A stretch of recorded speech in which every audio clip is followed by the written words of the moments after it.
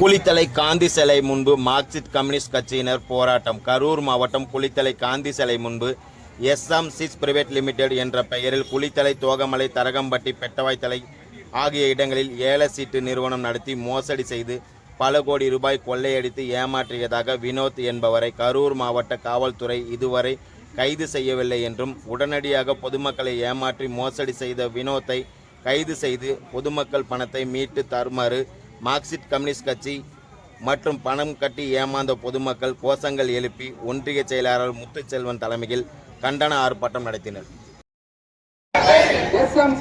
என்ற பெயரில் பொது மக்களிடம் கொள்ளையடித்த, கோடி கணக்கில் கொள்ளையடித்த மோசடி மன்னன் வினோத்தை கைது செய், கைது செய். கரூர் மாவட்ட காவல்துறை மோசடி மன்னன் வினோத்தை கைது செய், கைது செய்.